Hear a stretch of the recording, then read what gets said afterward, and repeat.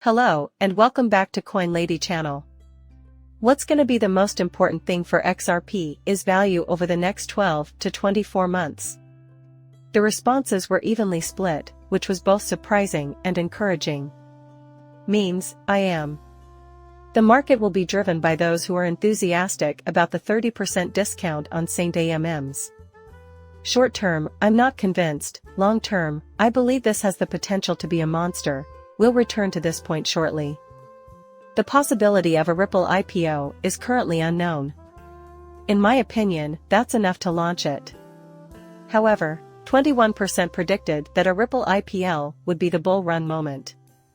For this sector to experience the same kind of explosive growth as Bitcoin has over the past year and a half, we believe the Bitcoin halving will be a key factor. Last but not least, we anticipate annual massive growth in FODIO, though we cannot be certain of this. Winners are more likely to think that XRP's use in international payments will increase its value, 31.6%. The fact that it will not be considered an illegal security and thus be available for purchase, sale, or exchange on the US market is, in my opinion, the most important development. This will attract institutional investors and make cryptocurrency more mainstream. Therefore, the most pressing concern, in my view, is the need for legal clarity and all that entails. However, there is much to look forward to. In addition to the things mentioned above, there is a lot occurring with XRP and cryptocurrencies generally. Saw this article, and I think we're going to have a great bull run once it really gets going full blast. The future of XRP remains unclear as the SEC prepares for a possible appeal, and I won't sugarcoat it. We'd like this to finally end and settle out so we don't have to keep hearing about it. However, there is not much room for doubt. The rule of the land is XRP is not a security, and for our purposes. As you know, XRP investors and users, that's all we need. We've already won, the trade is in our favor, and the SEC is on the losing end. Our next bull run is coming, and while it does carry some risk and will have some impact, it won't have much. We plan to offer XRP trading in the United States and internationally. No one can or will stop it from happening. And I believe we should learn everything we can from the recent bull run. The United States government's inability to derail XRP's growth exemplifies the cryptocurrency's resiliency. Yes, they were successful in preventing its trade in the United States, which is still one of the most important markets in the world for cryptocurrencies. And that is the goal of cryptographic networks. In spite of being targeted by governments, XRP has proven its resilience by continuing to operate, trade, and provide value. This is where, finally, I expect it to demonstrate its full potential. As soon as we get moving. I came across this piece. Solana is set to take market share away from Cardano. And as I've said before, I have no doubt that Solana will excel. I can't get into it. And we've seen that the price action, just amazing price action for Solana, and if that's your position on something like that, where I've said, you know what, I understand why people like Solana, I'm sure it's going to do really well, and you don't buy it. Don't get down on yourself if you happen to miss the big bang. Right. You know, it's something you have to face head on. But I don't think it will steal any of Cardano's market share. I think Solana's true worth lies in developing a scaling solution for Ethereum and incorporating that into the system. That's the final piece of the puzzle for Cardano, and it's a big one. It is a genuine rival, a chain that competes with others and, at best, complements them. It is completely protected and efficient. It was designed from the ground up to be an equal to, if not superior to, Ethereum. It will complete the task independently. Nothing seems to bother Solana. However, I do not consider that network to be a threat to Cardano in the long run, as I believe Cardano would easily overwhelm it. And probably Sol ends up being some sort of scaling solution, letting theory and really do the heavy lifting. My long-term vision for that. Oh, we see Cardano tapping Polka.to power multi-chain expansion.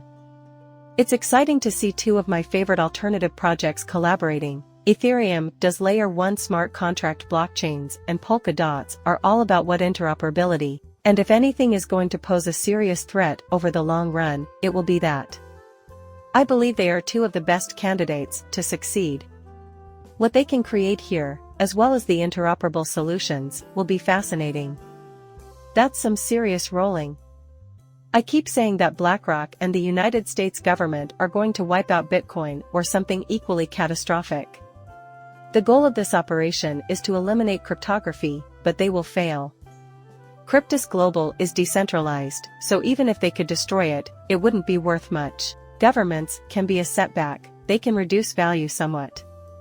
Bitcoin is a prime example of this, as it has been banned by China despite its immense popularity. The price of XRP drops when the U.S. Securities and Exchange Commission, SEC, essentially attacks it, but it quickly recovers and continues growing. The price may drop temporarily, but once it finds its footing, it will rise again and again, until governments and large corporations are forced to give in and cooperate with us or be run over. Crypto cannot be eradicated. Indeed, that is the drill's primary objective. As Crypto Eddie warned us, on-demand liquidity is coming to an end, and before I end this post, I want to mention an interesting post by Ripple introducing Ripple payments. First, I want you to recall that on that ODL, we were lightning fast. Ripple payments are all that exist now. That's all the software they use. I also emphasized the fact that their focus remains on F5. However, they place a significant emphasis on SMEs. Solely on that, they are concentrating. Also, I see a lot of logic in that. MoneyGram was in sight. They are not mature enough to handle that content. However, XRP cross-border payments can already be put to good use by SMEs, reducing costs and settlement times by eliminating the need to pre-fund accounts. To him, small and medium-sized enterprises, SMEs, are the future. Finally, the most intriguing part, which is related to the XRP Ledger DEX and AMM integration, which I have been harping on for a while now. Probably the most impressive feature of the XRP Ledger is the decentralized exchange known as the DEX, which is integral to the system and not an afterthought. Ethereum isn't some foundation upon which Uniswap was constructed. To say that the XRP Ledger's pathfinding and other features were ahead of their time would be an understatement. And for a long time I heard that was an outdated capability. This is irrelevant to anyone. This is now the fuel that will keep this blockchain running. They plan to carry out some extremely significant actions. More long-term potential will become available once M capability is added to this chain. There will be a proliferation of use cases and an increase in on-chain liquidity as a result, and I believe it will be the deciding factor. Someone is obviously taking advantage of the DEX liquidity for illegitimate institutional purposes if they are trading fake tokens. That, if anything, is the most thrilling part. This suite of capabilities will be put to good use. For the sake of convenience, the outcome will be dramatically altered. Leave your thoughts in the comments. It's all over today. Please like and subscribe my channel. See you later, bye.